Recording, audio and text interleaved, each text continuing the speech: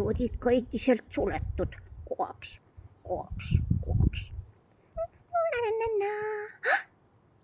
Oi, keda ma täna näen? Koaks. Joo, ma näekasin koaks. Sellel kevadel esimest korda koaks. No mina arvasin, et sa veel magad talveund. Oi, ei, ammu juba mitte. Mul juba mitu nädalat siin palju tegemist koaks. Aga no, palun vaata, kelle kodu see on. Ei tea, nii ilus, aga minu arust on see üldse lill. Koaks, arvad? Koaks see näeb välja nagu Pöialiisi kodu. Arvad? No ma ei tea.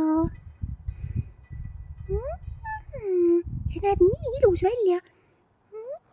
Koaks, näeb tõesti. Ma mõtlesin, et äkki saaks teada, kes siin sees elab. Koaks, koputasin, ei vasta keegi. Aga võib-olla tuleme siis tõesti mõni teine päev tagasi. Ma arvan küll, jah.